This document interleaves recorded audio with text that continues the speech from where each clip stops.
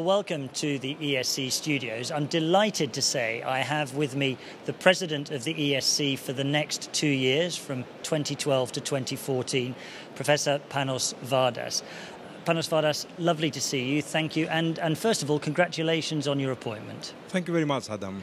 Let me ask you first, how do you feel about becoming president of such an organization? It's great. Believe me, it's great. A historical organization, as you said, about 65 years history, and for me is a great challenge to lead this historical society, to lead the cardiovascular communities of Europe. Is a great challenge and, of course, a great task. I will do my best. I'm sure you will. We'll come on to what your vision is in a minute, but you're inheriting an organization that is in robust form, but you need to build on that. We have challenges. How are you going to build on the past successes? For me, the most important is to keep the success projects going on.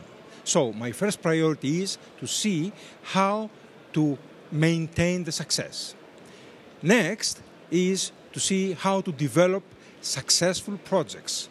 For example, one of my first priorities is to go to Belgium, the society, to be expanded there permanently in a satellite organization and to be closer to the European Union, to the authorities in the capital of Europe. Is that because you would like to be stronger in lobbying the European Union for the things that you passionately believe in? It is so, but not only that.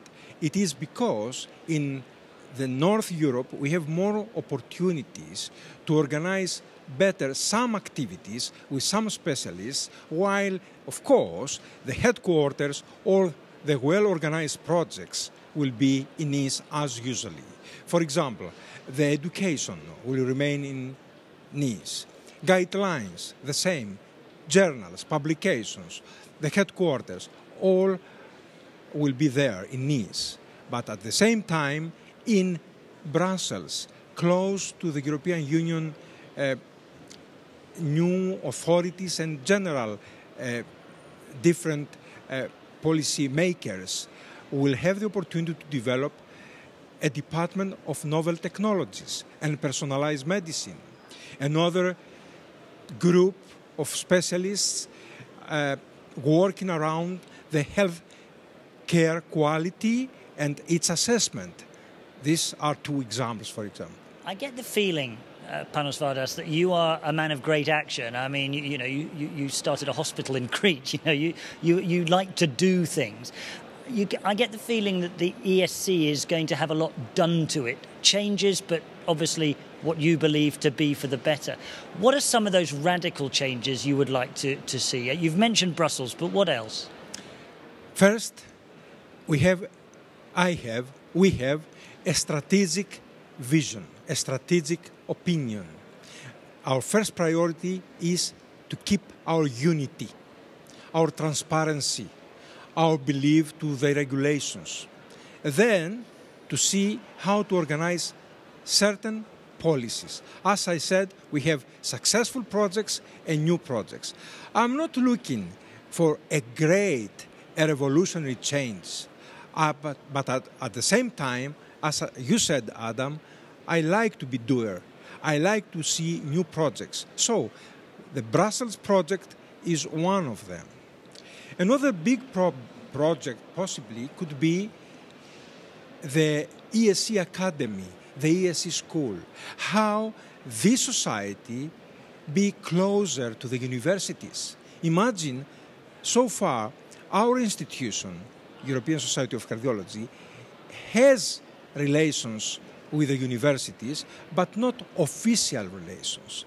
We have not any coordination to offer titles, for example. Why not? In the new era, we could develop these ties. And then we have to see much closer the electronic era.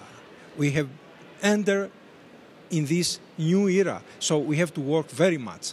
Finally, we have to work more actively to harmonize education in Europe. The current presidency, the current board has developed the educational platform. I have to implement this new system in different national societies, of course, with a collaboration with the national societies.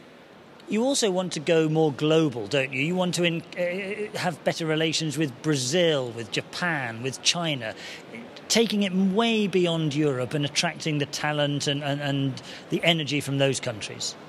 Indeed, during the last few years, European Society of Cardiology is getting an international character.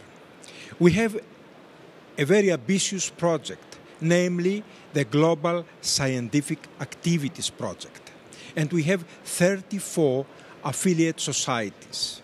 We have selected the most important in size, in activation, like Brazil, like China, Saudi Arabia, India, and we are there. Japan, of course, I repeat, Japan, of course, because Japan is one of the most important societies for us, and we are close to them, to these societies, to these communities, and we are doing our best with them.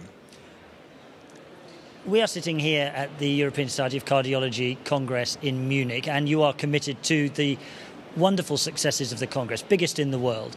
However, you allude in an article in the European Heart Journal, the latest edition, you allude to a need to almost wean yourself off the financial dependency on Congress. You love the Congress and you support it, but you want to rely on it less. I don't quite see. How do you explain that? First, we have to collaborate with the industry, no doubt. We are close to the developments, we are close to the industry, but all the times to the most transparent way.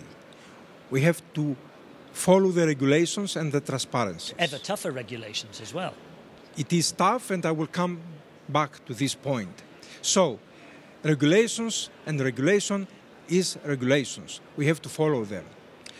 So, it is unavoidable for one point and later, European Society of Cardiology to get some economic support, not only from the industry. We should not be dependent so much from the industry. We have to be dependent even from individual funding.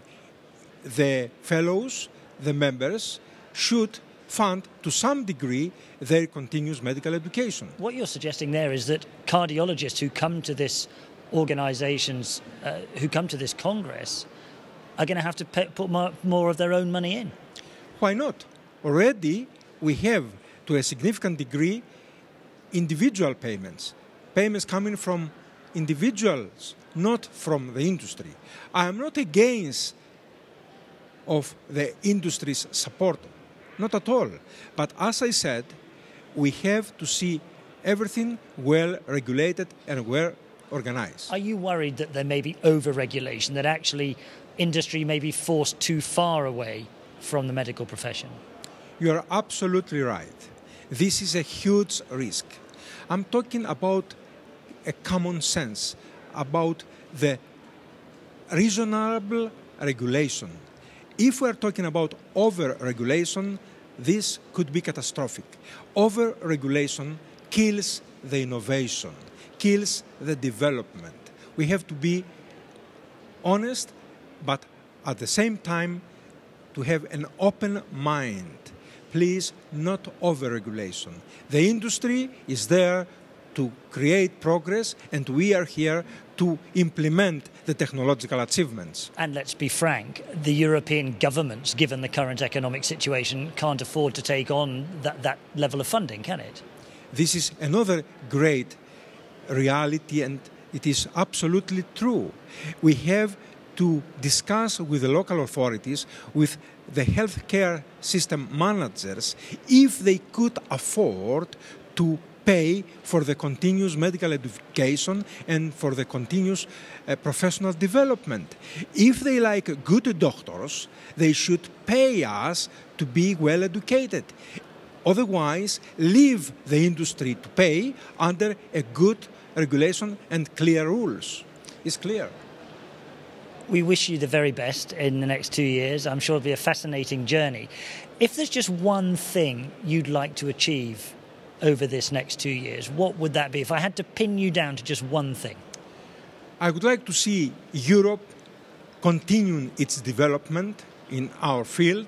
And personally, I would like to see this marvelous society to be closer, all the times closer to the patients and, of course, to the medical professionals.